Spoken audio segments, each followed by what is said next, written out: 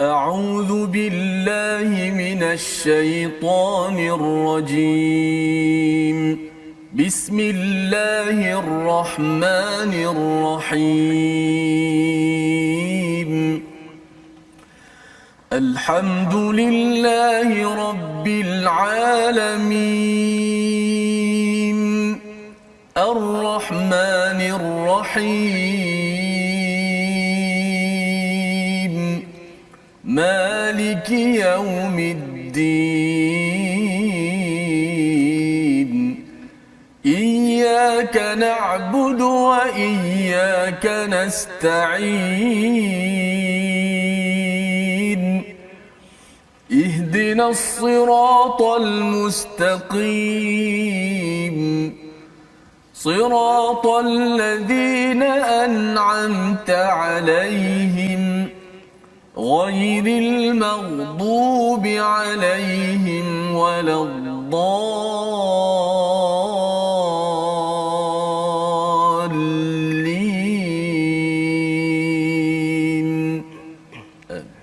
Assalamualaikum warahmatullahi wabarakatuh. Alhamdulillah wassalatu wassalamu ala Rasulillah wa ala alihi wa man wala syada la ilaha illallah syada Muhammadan abduhu wa rasuluhu. Allahumma salli ala sayidina Muhammad wa ala alihi wa sahbihi ajma'in. Amma ba'du. Apa khabar tuan-tuan dan puan yang dirahmati Allah sekalian?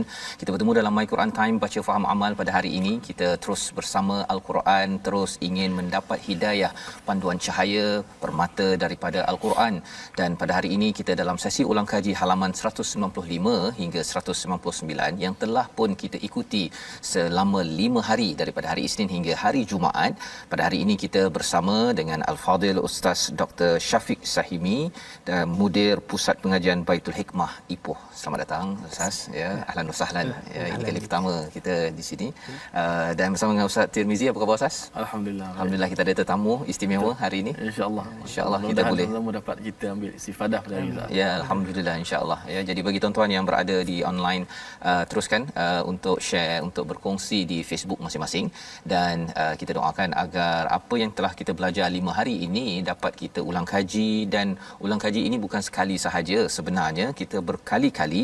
Malah apabila kita ingin menuju pada Ramadan nanti, sebenarnya Ramadan adalah bulan ulang kaji. Sebenarnya Nabi bertadarus ya bersama dengan Jibril, dan itu adalah bulan untuk melihat balik, ya, memetakan balik, menyusun balik apa yang ada dalam hati pemikiran agar ia menjadi bekalan takwa sepanjang tahun selepas daripada bulan Ramadan. Jadi pada hari ini kita akan mulakan dengan melihat kepada halaman 195, di mana apabila kita melihat kepada perjuangan Tabuk ataupun perang, ya, pada waktu ini diingatkan pada surah Taubah di pertengahan ini tentang satu kumpulan manusia yang terbongkar, ya, dan pada ayat ke-49 itu Allah menyatakan tentang istilahnya taftinni, ya, iaitu ada kaitan dengan ala fil fitnah saqatu. Perkataan fitnah itu digunakan dalam ayat 49. Kita baca dahulu ayat 49 ini sebelum kita kembali kepada Al-Fadil Ustaz Dr. Syafiq untuk menerangkan apakah yang dimaksudkan fitnah. Adakah fitnah sama macam dalam bahasa Melayu yang katanya tuduh orang sesuatu yang dia tak buat, ataupun berbeza? Kita baca dahulu ayat 49 surah At-Taubah halaman 195. Silakan Ustaz Tir. Baik, terima kasih Fadil Ustaz Dr. Fazrul, yang berbahagia Dr. Syafiq selaku tetamu kita pada kali ini. InsyaAllah kita akan memulakan bicara kita dengan ma'akhairil kalam, dengan sebaik-baik kata-kata ialah Al-Quran Karim daripada ayat 49 surah At-Taubah. Sama-sama kita menghayatinya. Moga-moga kita mendapat rahmat dan istifadah pengajaran daripada ayat yang kita baca ini, insya-Allah. A'udzubillahi minasyaitonirrajim. ومنهم من يقول ذلي ولا تفتني ألا في الفتنة سقطوا وإن جهنم لمحيطة بالكافرين.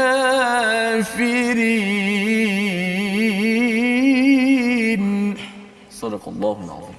Surah Al-Azim ayat ke-49, dan di antara mereka ada yang berkata, berilah aku keizinan untuk tidak pergi berperang, dan janganlah engkau menjadikan aku terjerumus ke dalam fitnah. Ketahuilah bahawa mereka telah terjerumus ke dalam fitnah, dan sesungguhnya neraka jahanam itu meliputi orang-orang yang kafir. Mari kita sama-sama melihat kepada apakah maksud di sebalik ayat ini, apakah peristiwanya yang kita ingin ambil pelajaran untuk kita pada tahun ini menjadi panduan dalam hidup kita. Silakan doktor. Bismillahirrahmanirrahim. Alhamdulillah wassalatu wassalamu ala sayyidina Rasulillah wa alihi wa sahbihi wa man tabi'ahu hudahu wa wala wa ba'd. Assalamualaikum warahmatullahi wabarakatuh, dan terima kasih kepada Ustaz Fazrul, Al-Fadhil Ustaz. Insya-Allah taala berdasarkan kepada ayat 49 daripada surah Taubah, kita dapat melihat Allah Azza wa Jalla menyebut wa minhum man yaqulu dhanli wa la taftinni. Di antara mereka orang-orang munafik itu ada yang mengatakan kepada Nabi SAW, izanli, berikan keizinan kepadaku. Izin di sini adalah berikan izin kepadaku untuk tidak ikut sertai perang. Tak payah pergi perang. Okey, untuk tidak ikut perang. Yang perang adalah perang Tabuk.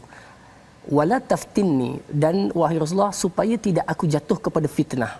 Maka para ulama tafsir menyatakan bahawa fitnah yang mereka takut dan khawatir untuk jatuh itu adalah fitnah terhadap wanita Rom yang akan dihadapi oleh orang Islam dalam peperangan Tabuk, yang dikatakan mereka adalah wanita-wanita yang cantik.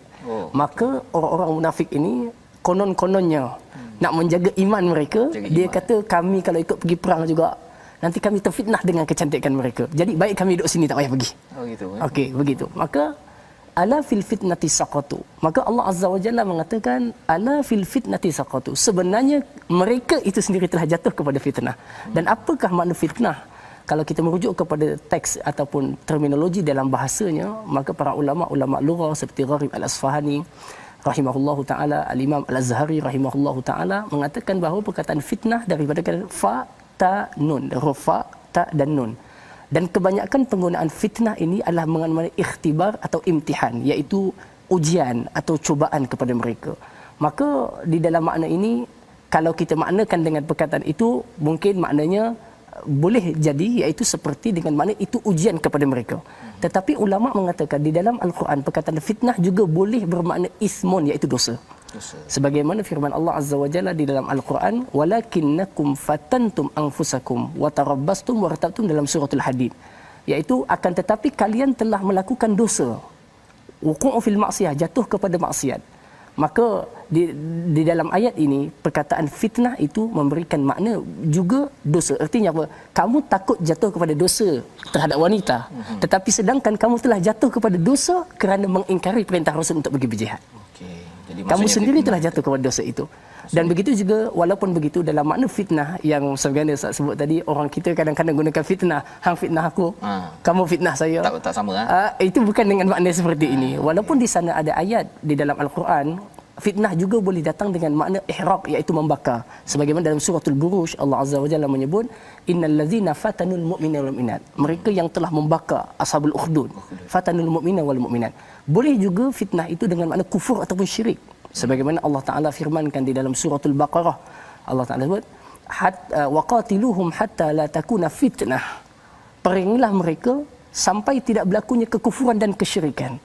Begitu. Jadi dan mungkin yang hampir sama dengan yang orang kita selalu gunakan, iaitu makna yang boleh kita maknakan juga, iaitu khilafat, iaitu perpecahan sama. Mungkin fitnah yang dikata kamu fitnah saya, menjadikan hubungan itu berpecah. Umat Islam berpecah. Dan itu juga diambil daripada firman Allah Azza, yabghunakumul fitnah. Orang-orang munafik itu selalu melakukan sesuatu yang menjadikan mereka nak jadikan umat Islam pecah belah. Saya rasalah yang paling dekat nak digunakan oleh masyarakat kita yang itu. Itu yabghunakumul fitnah. Mereka inginkan perkelahian umat Islam dengan tuduhan-tuduhan seperti itu. Adapun dalam konteks ayat ini, kita boleh maknakan sebagaimana para ulama tafsir mengatakan bahawa fitnah ini adalah wuqu'u fil ma'siyah, iaitu jatuh kepada maksiat. Maka mereka konon-konon nak jaga iman, tak nak tengok orang perempuan yang cantik, nak jaga iman mereka, tetapi sebenarnya dengan mereka memberikan alasan untuk tidak ikut peperangan itu merupakan suatu fitnah ke atas mereka, iaitu jatuh mereka kepada kemaksiatan dalam mengingkari perintah Nabi sallallahu alaihi Baik, wasallam. terima kasih ucapkan pada Dr. Syafiq.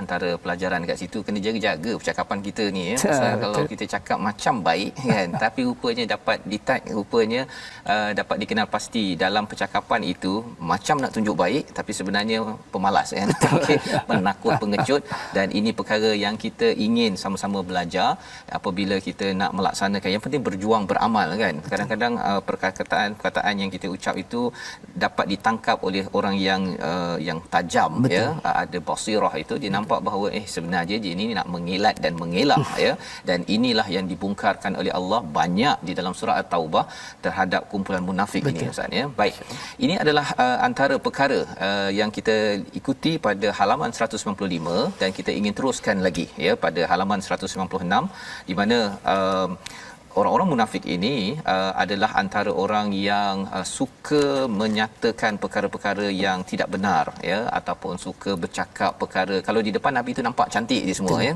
tapi di belakangnya tu macam-macam. Jadi salah satu daripadanya adalah ayat yang ke-61 yang kita ingin lihat bersama, apabila mereka ada di kalangan mereka yang menyatakan Nabi mempercayai semua apa yang didengarinya. Apa maksudnya? Kita baca dahulu ayat yang ke-61 dan kita akan lihat apakah budaya munafik yang kita kalau boleh tak nak berlaku dalam diri masyarakat kita, dan kita nak lihat contoh pada tahun 2021 2022 ini nanti selepas kita baca ayat 61. Silakan Ustaz Tim. Baik, insya-Allah kita nak terus baca ayat 61. Rupanya perkataan fitnah dalam Quran banyak tapi membawa maksud yang berbeza. Yeah. Maka jangan bila nampak fitnah tu kita nampak satu je. Mana memerlukan kepada tafsiran supaya dapat kita memahami ya. Itu yang ada orang tersilap Ustaz, yang apa al-fitnah asyaddu minal qatl kan. Jadi dia kata jangan tuduh orang, itu berarti dia bawa dalil itu kan. Kena rujuk Dr. Syafiq dulu lah. Kena ada masuk dosa, ada yang masuk ujian, ada bala dan sebagainya. Baik, sama-sama kita baca ayat 61 pula untuk kita dapat menelusuri pula akan makna-makna yang Allah Subhanahu wa taala sampaikan insya-Allah. Auzubillahi minasyaitonir rajim. Wa minhumul ladzina yu'dzuna an-nabiyya wa yaquluna huwa udhun.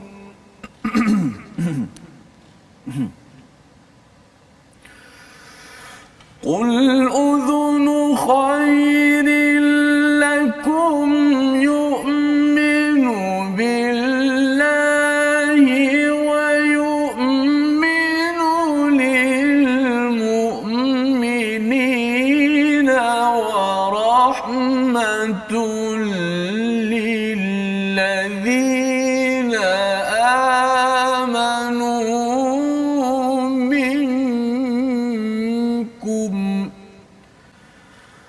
والذين يؤذون رسول الله لهم عذاب أليم. صدق الله. Surah Al-Azim ayat 61. Dan di antara mereka orang munafik ada orang yang menyakiti hati Nabi sallallahu alaihi wasallam dan menyakiti dan mengatakan Nabi mempercayai semua apa yang didengarinya. Katakanlah dia mempercayai semua yang baik bagi kamu, dia beriman pada Allah, mempercayai orang-orang mukminin dan menjadi rahmat bagi orang-orang beriman di antara kamu, dan orang-orang yang menyakiti Rasulullah akan mendapat azab yang pedih. Ini adalah salah satu daripada sifat orang munafik pada waktu dahulu yang kita harapkan juga sifat ini tidak sampai pada kita Ustaz ya, iaitu menyakiti Nabi, yu'dzunan nabi ya, dengan menyatakan huwa udhun. Boleh tak Ustaz ceritakan apa konteks ayat ini, dan zaman sekarang ada tak lagi orang yang perangai macam ni? Sila. Pertama sekali perkataan uzun di dalam bahasa Arab. Terima kasih Saudara Fazrul. Dalam bahasa Arab adalah dari pertama artinya uzunun, kita pun belajar masa kecil uzunun telinga. Dan digunakan perkataan ulama mengatakan bahawa ia tashbih al-baligh, iaitu memberikan suatu perumpamaan yang sangat penuh dengan nilai sastra pada nak menunjukkan, mereka nak gambarkan Nabi ni kamu cakap apa je telinga dia dipasang. Okey, telinga dia dipasang. Dan tinggal pasang seolah-olah mereka nak memperlekeh Nabi. Minta maaf dengan bahasanya, kita pun tak ada gamak nak katakan Nabi gitu. Lurus saja. Okay. Kamu saja cakap je, kamu sumpah kat dia saya tak boleh ikut perang pasal anak sakit. Nabi kan dengar, dia akan percaya. Kamu tak pergi perang, kamu kata sebab kamu sakit kaki, Nabi akan percaya. Dia seolah mengatakan Nabi ni lurus. Kamu cakap je, dia uzun, dia akan dengar saja apa yang kamu kata. Maksudnya dia tak adalah balas balik ke? Nabi tak ada balas balik. Nabi tak kata kamu tipu, kamu munafik. Tak. Itu, dan itu merupakan rahmat kepada umat Islam. Ya. Kalau tidak Sayyidina Umar habis pancung kepada semua nanti dah. Habis. Kan? Jadi uzun, maka itu adalah telinga. Maka dia kata dan itu adalah perkataan yang menyakiti Nabi SAW, iaitu untuk merendahkan, mengejek Nabi SAW. Maka para ulama mengatakan lelaki yang menggelarkan Nabi begitu itu dikatakan namanya Al-Attab bin Qushair rahimahullah. Sebagaimana riwayat daripada Al-Imam Al-Qurtubi rahimahullah taala, beliau mengatakan kepada sahabatnya, kamu cakap je kepada dia, dia akan benarkan apa je yang diucapkan. Dia akan benarkan, dia terima aja apa yang kamu cakap. Para ulama mengatakan mereka adalah Jallas bin Suwaid, yang mana Jallas ketika duduk dengan kawan-kawan dia, dia kata jangan bongkar benda ni, nanti sampai kepada Nabi, sekarang Nabi tuduh kita begitu. Kemudian Jallas mengatakan, dia kata tidak, apa je yang sampai kepada Nabi, dia akan benarkan. Kamu cakap je, sumpah je depan dia. Bagi je alasan apa-apa. Sebab itu nanti di belakang nanti ada 3 orang sahabat. Wa ala salasati allazina khulifu.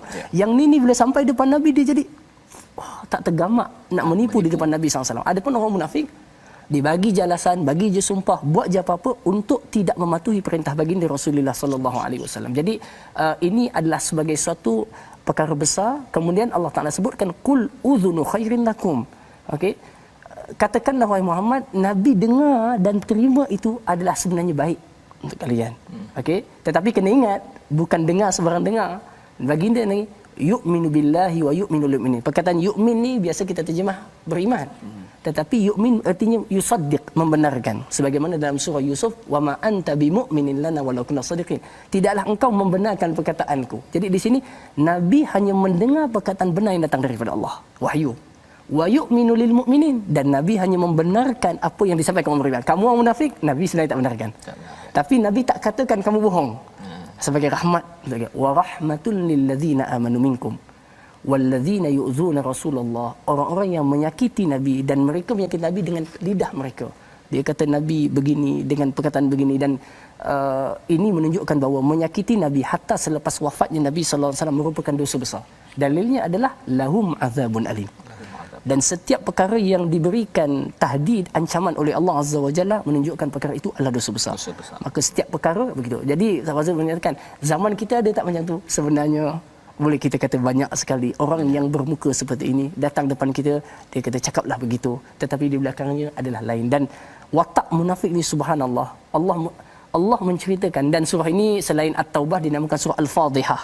Ada juga ulama mengatakan surah Al-Haffarah, iaitu yang menggaul, mencungkil lagi sifat-sifat mereka. Bukan hanya pada perkataan mereka, bahkan perbuatan mereka dijelaskan oleh Allah dengan begitu teliti sekali. Jadi kalau kita lihat di zaman ini dengan segala sifat yang Allah sebutkan dalam surah At-Taubah, ada lagi nanti dalam surah Al-Munafiqun, ada lagi dalam surah An-Nisa, kita dapat perkataan yang amat jelas pada menunjukkan watak-watak ini. Manusianya berbeza tetapi wataknya sama. Watak yang sama. Dan saya selalu ulang kepada kawan-kawan kita, kata kita belajar benda ini untuk kita nilai diri kita supaya kita tak ada sifat itu. Betul. Dan yang keduanya, kalau kita berinteraksi dan berkomunikasi dengan orang lain, kita dapat berhati-hati mengikut step yang Al-Quran ajarkan. Betul. Wallahu a'lam. Terima kasih diucapkan pada Dr. Syafiq menerangkan pada ayat yang ke-61 ini tentang bagaimana mereka orang munafik ni dia suka melabel kan. Dia gunakan perkataan untuk melabel, pasal dalam umat Islam dia tak suka melabel kan. Kalau dia nampak macam tak kena tu, dia tak cakap ya, tapi dia akan ajak lagi. Malah macam Nabi lah ya, dengar tu tak ada pula cakap penipu kan. Pasal bila keluar perkataan penipu itu, apatah lagi kalau daripada mulut Nabi kan, memang itu amatlah sebagai satu laknat sebenarnya. Betul. Kan. Jadi ini adalah satu akhlak yang ditunjukkan oleh Nabi sallallahu alaihi wasallam, tapi orang munafik merasakan itu sebagai satu kelemahan. Betul. Kan, dia rasakan bahawa alah cakap je pada dia, senang je nak goreng dia kan. Senang nak goreng. Tapi sebenarnya ketika mendengar itu Nabi yastami'u lahu kan, dia mendengar betul-betul, tapi dalam masa yang sama Nabi memilih yang terbaik ya. itu salah satu daripada ciri ulul albab yang ada di dalam al-Quran yang perlu kita ambil perhatian kan, agar kita dengar ya, tetapi kita bukan dengar terus terima. Betul. Tapi kita dengar itu menyaring untuk membenarkan Allah, membenarkan kepada orang beriman, dan memang rahmat betul rahmat lah kan. Kalau katakan kita ni, kalau saya lah kan, ada kesilapan cakap dengan Dr. Syafiq ke dengan mana-mana guru ke kan, dah silap tu kan.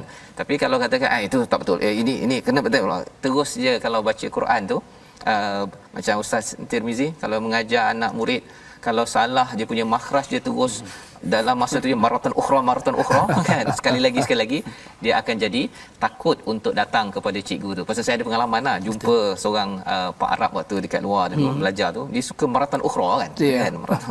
Alamak kan, tak datang lagi kelas kan. Okey, jadi rahmat betul ya dari segi akhlaknya bila mendengar, tetapi itu bukan tanda kelemahan ya. Itu sebagai tanda, sebagai satu akhlak yang amat tinggi untuk kita sama-sama meraihkan. Lemah silap itu ada, tetapi jangan sampai diambil peluang pula, apatah lagi munafik ini mengutuk kepada Nabi sallallahu alaihi wasallam. Jadi mungkin sampai ayat ataupun halaman 196 ini, mungkin Dr. Syafiq dalam masa seminit memberikan sedikit kesimpulan awal dua muka surat ini. Sebenarnya apa dua perkara yang perlu kita majukan, terutamalah kita nak masuk bulan Ramadan ini. Cadangan daripada Dr. Syafiq sebelum kita berehat, sambung lagi halaman selepas ini. Baik, untuk persiapan kita di Ramadan ya. Baik, saya bila kita melihat Ramadan boleh kita istilahkan sebagai bulan Al-Quranul Karim. Bulan yang kita memang betul-betul menyibukkan diri kita dengan Al-Quran. Sebagaimana Al-Imam Malik diriwayatkan bahawa beliau merupakan ulama hadis yang terkenal, guru kepada Imam Syafi'i, penyusun kitab Muwatta. Tetapi sampai sahaja bulan Ramadan diceritakan bahawa Imam Malik akan menyimpan kitab-kitab hadisnya di satu tempat. Dan beliau sepenuhnya menghadap kepada Al-Quran. Dan pada itu kita dapat melihat bahawa sunnah para salafus soleh sendiri menunjukkan bahawa sampai je bulan Ramadan seperti suatu perayaan besar mereka dengan Al-Quranul Karim pada membacanya dan mentadabbur segala isi kandungannya. Dan yakin serta percayalah, Al-Quranul Karim adalah relevan dan valid pada setiap masa. Siapa yang menjadikannya panduan, dia akan hidup di dalam panduan dan terpandu daripada Allah Subhanahu Wa Taala. Baik, terima kasih Dr. Syafiq. Maksudnya ini kita perlu merancang perayaan Quran pada bulan Ramadan ya. Mungkin kena susun jadual. Mungkin bagi yang sudah tertinggal 10 juzuk My Quran Time, susun balik satu hari tu, tengok balik mungkin 3 juzuk bagi setiap kalau ada 10 bahagi ini, dapatlah sekitar 10 hari dapat cover 3 juzuk. Betul. Ya, 60 muka surat tu cuba tengok balik, bergantunglah kepada kemampuan, tetapi maksudnya masanya ekstra Ustaz ya, masa ekstra lebihkan lagi, kerana kita nak jadikan ia sebagai betul-betul perayaan beribadah ya, dengan Al-Quran, dengan amalan-amalan yang menambahkan keakraban kita bertakwa kepada Allah Subhanahu Wa Taala. Kita berehat sebentar, kita kembali semula dalam My Quran Time, baca faham amal insya-Allah.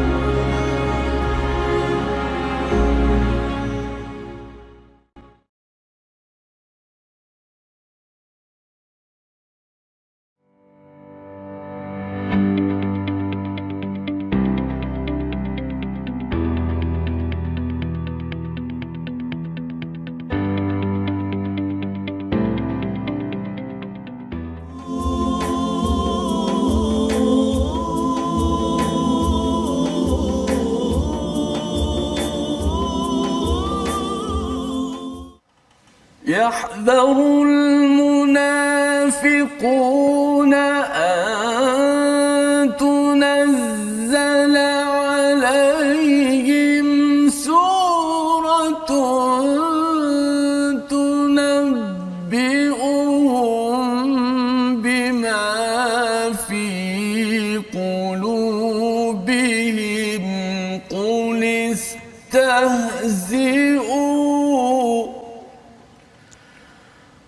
قل استهزئوا إن الله مخرج ما تحذرون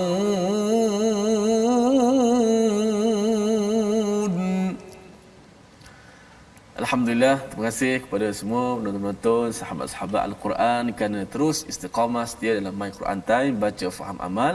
Moga-moga Allah Subhanahu Wa Taala membersihkan hati-hati kita semua daripada sifat-sifat munafik, dan bagaimana kita telah belajar bagaimana step Nabi SAW begitu rahmat dalam mendepani orang-orang munafik, dan kita juga sebagai pengajaran untuk kita berhati-hati berdepan dengan golongan ini, dan pada masa yang sama kita jangan biarkan sifat itu ada dalam hati kita, dan kita mohon kepada Allah Subhanahu Wa Taala. Terima kasih. Safas sila. Ya, baik, terima kasih ucapkan kepada Ustaz Tirmizi. Kita bersama dengan Al-Fadhil Ustaz Dr. Syafiq pada hari ini. Kita sudah pun melihat mengulang kaji dua halaman, dan ini sebenarnya membongkar tentang ciri munafik yang kita bila tengok ayat-ayatnya dia memang menakutkan ya, pasal tak nak kita jadi biasa yang faham dulu munafik tu ada 4 ataupun 3 sifat tu kan, menipu, khianat ataupun gaduh panjang, pecah amanah.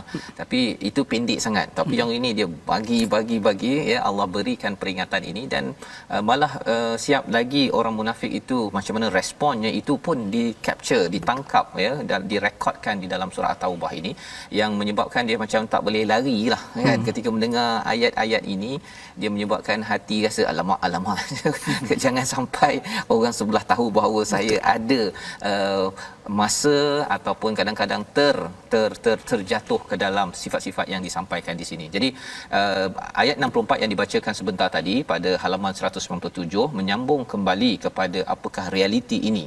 Allah menyatakan pada ayat 64, orang-orang munafik itu takut jika diturunkan suatu surah yang menerangkan apa yang tersembunyi di dalam hati mereka. Katakanlah kepada mereka, teruskanlah memperolok-olok terhadap Allah dan Rasul, sesungguhnya Allah akan mengungkapkan apa yang kamu takutkan. Jadi menyambung lagi, psikologi orang munafik ini sebenarnya kalau kita tengok dalam ilmu psikologi, orang bercakap tentang personality test kan, ada bercakap tentang sanguine, tentang orang pandai bercakap, orang yang pendiam apa sebagainya, tetapi tak ada personality test bercakap tentang orang munafik.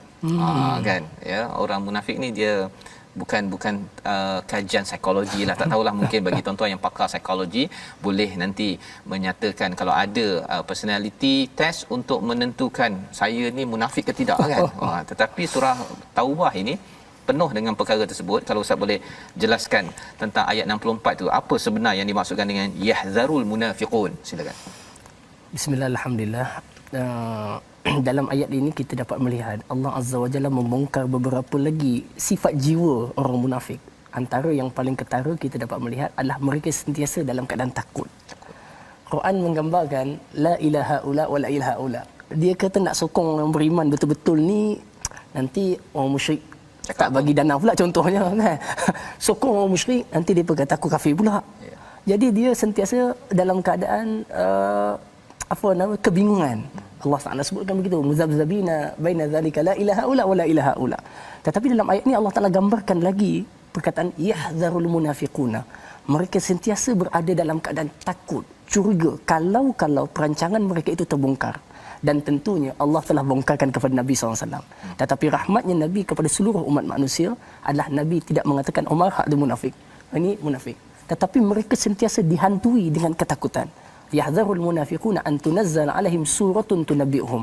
Mereka sangat-sangat khawatir kalau Allah Taala turunkan satu surah cerita pasal mereka, dan ternyata surah itu turun pun mereka menceritakan sifat mereka. Allah sebut dengan begitu detail, sampaikan dalam surah Al-Munafiqun dia punya dahsyat. Allah Taala cerita, Allah sebut wala ta'rifannahum fil lahnil qaul. Sampaikan kamu pasti boleh kenal dia dengan cara cakap je. Cara cakap. Allah percakapan mereka tu Nabi boleh kenal mereka. Sampai ke tahap itu Allah Azza wa Jalla menyifatkan dan menggambarkan mereka. Jadi pastinya mereka takut kalau setiap satu mereka disebut oleh baginda Nabi SAW. Dan kita juga boleh melihat psikologi orang munafik ini. Dia punya perasaan dia adalah sentiasa berada ragu terhadap janji Allah. Allah Taala sebut di dalam Al-Quranul Karim, ma wa'adana Allahu wa rasuluhu illa ghurura. Dia kata, apa yang Allah janji, apa yang Rasul janji ni, ini semua mainan-mainan belaka. Maknanya kalau kita kata Allah sebut janjikan begini, orang beriman akan dapat begini, hidup dalam keadaan begini, orang yang bersedekah akan begini, dia dalam dirinya, dia dalam meragui janji Allah dan Rasul. Nabi janjikan kemenangan tetapi mereka ragu. Sebab itu mereka kata kalau ikut betul-betul perang ni, kalau tak menang nanti rugi pula dengan yang ini. Kalau ikut yang ini, nanti yang ni pula kata aku begini. Dan munafik ini pula hadir pada saat Islam menang. Islam menguasai wilayah. Boleh dapat banyak untung. Boleh dapat banyak untung. Ada kemaslahatan peribadi kan, dapat projek itu ke, dapat dana itu ke, dapat ini ke. Jadi dia kata kalau yang ni tak dapat ini, tapi kalau lawan ni takut dia pula menang nanti kan. Dia kalau kefahaman ini ada orang gunakan ketika dia menganalisis kepada pelbagai parti politik ataupun pelbagai organisasi ke apa ke. Dia sah ke guna kaedah itu ataupun macam mana tu Ustaz? Kita mengambil panduan secara umum boleh, tetapi kita jangan menspesifikasikan kerana kita tidak disuruh untuk mengukur hang munafik kan. Tapi kita mengambil secara umum supaya apa? Supaya kita dapat berhati-hati dengan setiap tindakan yang kita hadapi di depan. Kerana Allah Taala menjadikan Quran bukan sebagai bacaan semata-mata.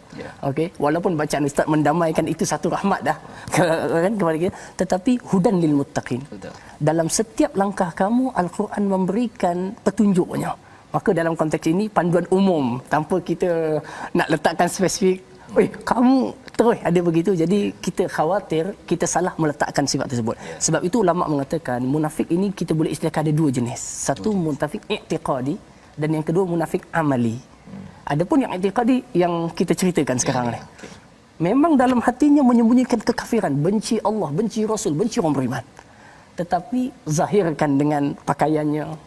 Dikatakan Abdullah bin Ubay bin Salul ni orangnya handsome, cantik, cakapnya pun fasih, tetapi di dalam dirinya menyembunyikan sebesar-besar kekufuran dan kebencian kepada Allah dan Rasul. Dan ada yang kedua munafik amali. Yang ni kita jangan terus kata hang munafik macam dalam Quran lahum adzabun alim, dah jangan dulu. Kenapa? Kerana dia memiliki beberapa karakter yang karakter itu boleh masih untuk diubah. Seperti yang kita sebut iza haddatsa kadzaba, kalau cakap bohong, wa iza wa'ada akhlafa. Jangan kawan untuk bohong baru sekali kita kata munafik lah. Munafik. So, bahkan dalam Quran orang munafik ini azabnya lebih dahsyat daripada orang kafir. Allah nyatakan dalam surah An-Nisa innal munafiqina fid darkil asfali minan nar. Asfal. Kalau oven masak kek tu yang paling bawah. Kenapa jadi jauh tu Ustaz? Bawah sekali tu. Kerana kalau orang kafir dia sekadar kufur kepada Allah. Jelas. Habis. Orang Islam pun tengok, okey dah.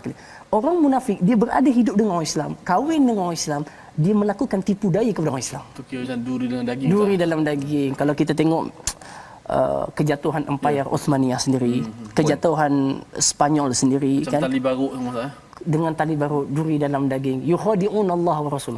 Mereka main dengan Allah, Rasul. Orang beriman pun dia mainkan. Jadi dia macam buat dua kesalahan besar. Dalamnya kufur dah, luarnya mainkan orang.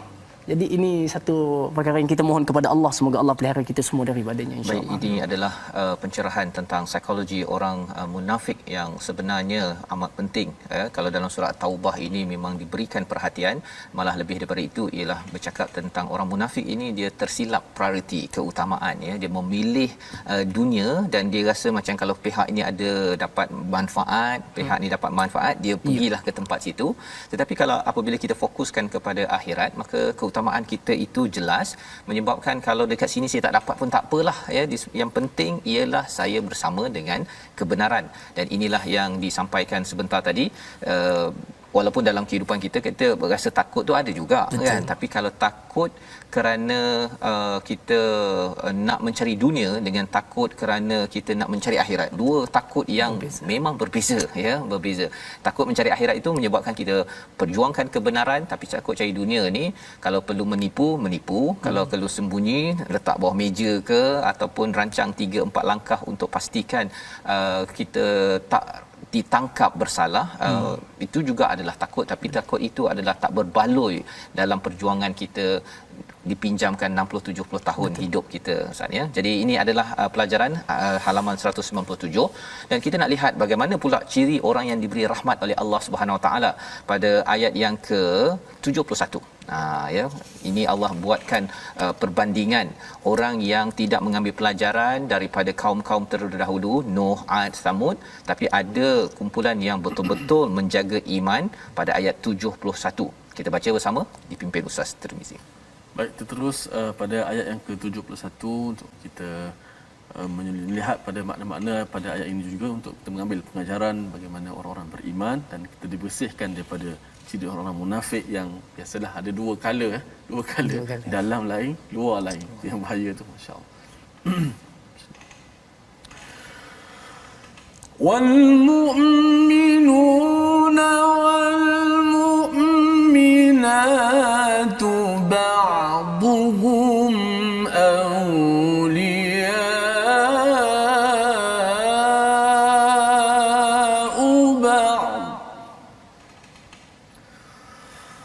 يأمرون بالمعروف وينهون عن المنكر ويقيمون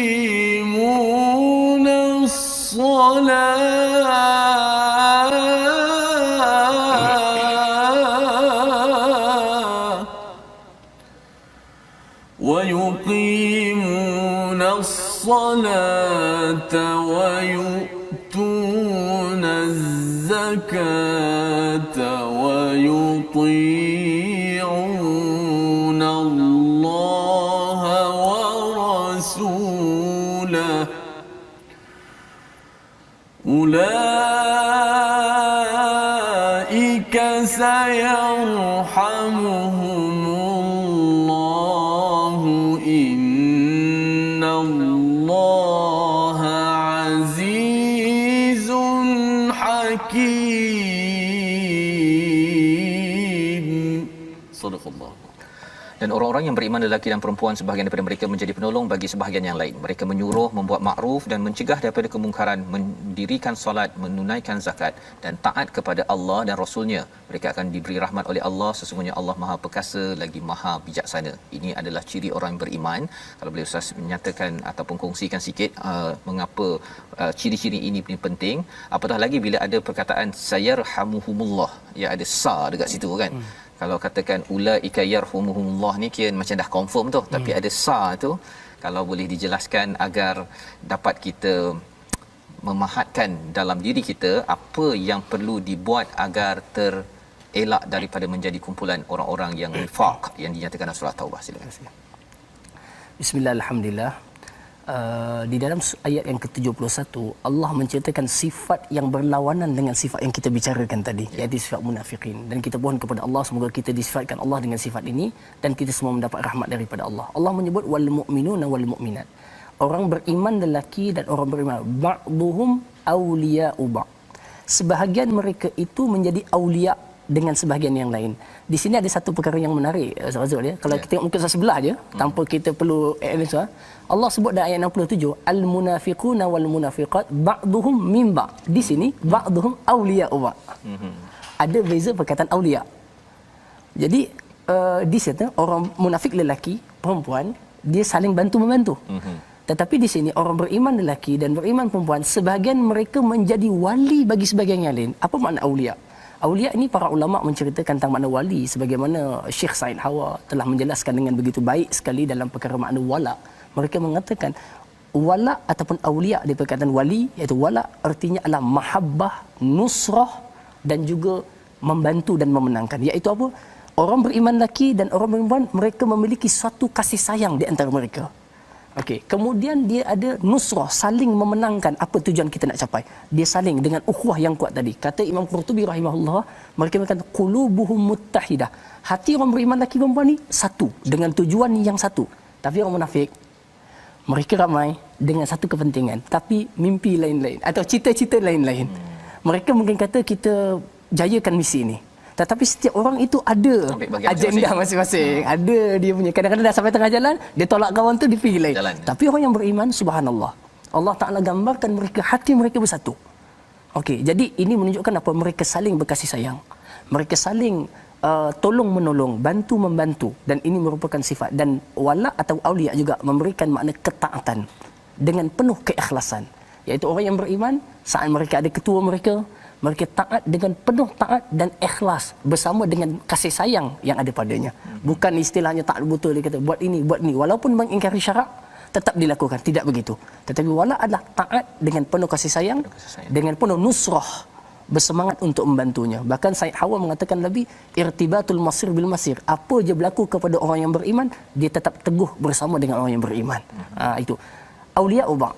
Jadi di sini sudah membezakan jiwa orang beriman itu satu, bersama dan saling berkasih sayang. Ya'muruna bil ma'ruf wa yanhauna 'anil munkar. Allah menceritakan keistimewaan dan sifat mereka itu apa dia? Mereka selalu menyuruh kepada perkara yang baik. Ulama tafsir mengatakan ma'ruf ini adalah mengisahkan Allah, mengabdikan diri kepada Allah dengan penuh keikhlasan. Wa yanhauna 'anil munkar, Ibnu Aliyah mengatakan bahawa wa yanhaunaka, bila disebut mungkar dalam Quran, mereka mengatakan semua penyembahan terhadap berhala dan juga syaitan. Jadi semua perkara yang bawa kepada jahanamnya akidah adalah perkara mungkar. Jadi orang beriman ni dalam hidup dia ada satu benda, iaitu selalu ajak manusia dan masyarakat untuk kita buat benda baik. Jayakan misi baik. Macam kita ni lah baca Quran, ajak orang tadabbur Quran, ajak orang ke masjid.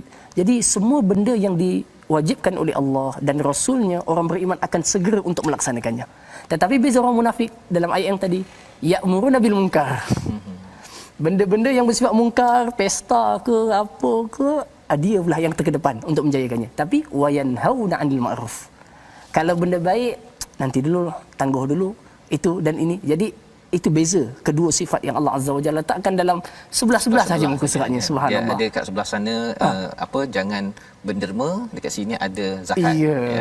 Kan. Tapi menarik je ayat ini Ustaz ni, di hujung tu dia ada, ataupun di tengah tu ada perkataan wa yuti'ullaha wa rasuluhu wa rasulah kan. Biasanya cakap taat pada Allah dan Rasul ni peringkat awal kan. Tapi ini diletak kat ujung pula. Dia macam ayat surah Ali Imran itu yang ta'muruna bil ma'ruf wa tanhauna 'anil munkar wa tu'minuna billah kan. Keimanan pada Allah tu letak dekat nombor 3. Ada. Baik, terima kasih atas soalan ni. Ada jenis ayat Quran yang meletakkan yang awal itu adalah makna priority. Tetapi dalam ayat ini bukan maknanya taat Allah itu di belakang, tak. Tetapi maknanya apa? Setelah dimention mukminun, mereka mesti beriman kepada Allah. Iaitu mentasdik, membenarkannya. Betul. Bukan bermakna mentaati Allah itu benda yang dikesampingkan, tidak sekali-kali begitu. Bahkan taat kepada Allah lah menjadikan dia solat. Taat kepada Allah lah menjadikan dia menunaikan zakat. Okey, tapi ayat itu ingin menjelaskan lagi bahawa Allah Azza wa Jalla dan mentaatinya merupakan suatu kepentingan yang takkan boleh orang itu mendapat rahmat melainkan dengan jalan ketaatan kepada Allah. Maknanya sekadar beriktikad tanpa melaksanakan perintah dengan taat itu adalah tidak boleh. Maksudnya dia solat dengan iktikad niat taat baru dapat rahmat. Ya, kan? Pasal ada juga orang yang solat pasal dia nak dapat projek 10 juta kan. Jadi itu bukan taat pada Allah tu kan. Dia niat lain kan. Sangat menarik sahabat Rasul ya. Kalau kita sambung tadi ayat tadi kan, wa yanhauna 'anil munkar wa yuqimunas salah wa yu'tunaz zakah. Allah sebut dan mereka mendirikan solat, tapi dalam zakat menunaikan zakat. Kenapa dalam sembahyang tak sebut tunaikan sembahyang? Tapi disebut mendirikan salat. Artinya beza orang beriman dan orang munafik dalam melakukan salat. Orang beriman yuqimus salah. Dia sedar Dia sedar. Kalau kita contoh berdiri ya, kita susun tulang-tulang kita disusun rapi, cantik, kemas. Maknanya orang yang salat, beriman salat dengan segala adab zahir, adab batin. Dengan segala rukun dan sunat yang dijaga dengan baik. Tapi cuba tengok orang munafik. Allah sebut apa? Wala ya'tuna salata illa wahum kusala. Mereka sembahyang juga, tetapi tunaikan saja. Tunai je. Macam kita bayar zakat kan begini. Dah habis, selesai. Tetapi orang beriman dia solat dengan penuh ada khusyuknya, dengan penuh tertibnya. Jadi di sini sudah menunjukkan perbezaan. Artinya rahmat datang kepada orang yang memelihara solat dengan solat yang sebenar. Adapun orang munafik wahum kusala, sembahyang juga tapi asal orang tak kata aku sudahlah. Yalah. Kalau ramai-ramai sembahyang. Nanti bapak mertua cakap pula dia kalau tak solat. Depan bapak mertua semua 4 rakaat jadinya. Okey begitu. Kan. Subhanallah. Allahu akbar. Jadi ini adalah sifat orang yang mendapat rahmat dan perkataan sa tadi, sayarhumullah tu kalau Ustaz boleh cerita sikit kenapa ada sa dekat situ? Setelah disebutkan segala sifat-sifat tadi, maka Allah Azza wa Jalla menyebutkan merekalah orang yang akan dirahmati Allah. Artinya apa? Apabila kalian melengkapi sifat-sifat itu, maka datang kerahmatan Allah ke atas kalian. Cuma saya mungkin nak sentuh sikit kalau dibenarkan ya, untuk kita lihat makna rahmat itu. Terkadang orang maknakan rahmat ni Allah rahmatilah saya. Tetapi sebenarnya dalam Quran perkataan rahmat itu sendiri memberikan banyak makna atau memberikan banyak makna yang boleh kita amati. Kalau dalam firman Allah Azza wa Jalla, ulaika sayarhamuhumullah, rahmat itu boleh makna dengan makna kemenangan. Allah Ta'ala sebut arada bikum rahmah, kan? Apabila Allah menghendaki rahmat, rahmat artinya kemenangan. Kan? Begitu juga kemenangan kalau di mana? Di dunia ke akhirat? Di dunia dalam peperangan. Arada bikum rahmah, untuk Allah menghendaki kemenangan kepada kamu. Dan boleh juga rahmat dengan makna maghfirah, iaitu keampunan daripada Allah Azza wa Jalla. Allah sebut la taqnatu min rahmatillah. Itu jangan kamu putus asa daripada keampunan Allah. Teruskan. Okey? Jadi boleh kita maknakan di sini, mereka orang yang mungkin diampunkan Allah dengan perbuatan baik mereka. Maknanya orang yang beriman selalu dalam proses pembersihan daripada Allah. selalu dibersihkan Allah, disucikan oleh Allah. Boleh juga dimaknakan, yang saya rasa ini adalah paling dominan dilakukan oleh orang kita, rahmat dengan makna mawaddah, iaitu kasih sayang, iaitu Daripada Allah sayang dia. Dan tuan-tuan, rahmat ni bukan benda kecil. Sebab itu Ashabul Kahfi ketika dia min ladunka rahmah, Ya, pohon rahmat daripada yang nak ada rahmat, dia nak Allah dalam tekanan luar dia itu, dalam gua itu dia minta kepada Allah kasih sayang Allah. Dan subhanallah, melebihi adat 300 tahun lebih tidur tak mati, rahmat daripada Allah. Jadi kita begitu dalam Maksudnya rezeki dalam kita. keadaan PKP, dalam keadaan galau yang ada, dalam hati ada taman lagi ya. Jadi sebabkan Masya-Allah. rahmat Allah turun ya. Okey, masya-Allah. Rahmat bainahum. Masya-Allah, itu adalah yang disebut tadi tu mengundang rahmat Allah Taala lah. Ya, bila kita Solat, bersifat dengan sifat ini, solat dengan solat yang betul, tunaikan zakat, harta yang wajib, kemudian taat Allah dan Rasul, amar ma'ruf nahi munkar, orang itu sentiasa hidup dalam rahmat Allah Azza wa Okey, Jalla. ada orang tanya Ustaz, macam mana nak dapat rahmat tu? Saya nak Allah rahmat tapi nak dapat ni ada cara dia. Ini cara ni yang kita doa pada Allah SWT agar Allah pimpin kita dengan menjadi orang yang sentiasa diberi rahmat. Kita bersama dengan Ustaz Dr. Syafiq untuk memimpin doa akhir kita, memohon agar kita diberikan rahmat oleh Allah SWT. Bismillahirrahmanirrahim. Alhamdulillahirabbil alamin wa bihi nasta'in wassalatu wassalamu ala sayyidil mursalin wa ala alihi wa ashabihi ajma'in. Ya Allah, ya Tuhan kami, ampunilah segala dosa-dosa kami. Ampunilah dosa kedua ibu bapa kami. Ampunilah dosa guru-guru kami. Ampunilah dosa anak-anak murid kami, dan ampunkanlah dosa seluruh orang mukmin yang lelaki dan juga perempuan, ya Allah. Ya Allah, ya Tuhan kami bermohon dengan segala sifat-sifat-Mu yang mulia, ya Allah. Jauhilah kami daripada segala sifat munafikin, ya Allah. Sucikanlah hati kami daripada segala sifat nifaq, dan jadikanlah amalan-amalan kami ikhlas kepadamu, ya Allah. Ya Allah, ya Tuhan kami, jadikanlah kami orang beriman saling berkasih sayang kerana-Mu, ya Allah. Saling bersatu padu dan bertolong menolong kerana-Mu, ya Allah. Dan kurniakanlah kepada kami, ya Allah, akan kejayaan di dunia, mendapat kemenangan, dan kejayaan di akhirat, mendapat syurga-Mu, ya Allah. Bimbinglah hati kami, bimbinglah diri kami untuk sentiasa mentaati-Mu, ya Allah.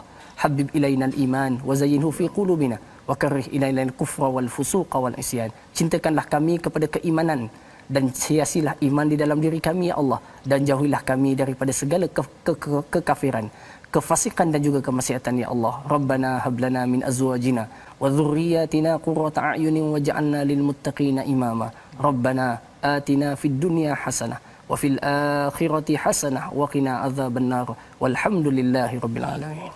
Amin ya rabbal alamin. Moga Allah mengabulkan doa yang dipimpin oleh Ustaz Dr. Syafiq sebentar tadi, dan kita mengucapkan kami mengucapkan ribuan terima kasih kepada Dr. Syafiq hadir pada My Quran Time bersama dengan tuan-tuan, dan kita doa agar Allah merahmati kita jauh daripada sifat munafik yang disampaikan dalam surah At-Taubah. Inilah kesedaran yang ingin kita lebarkan dalam tabung gerakan Al-Quran.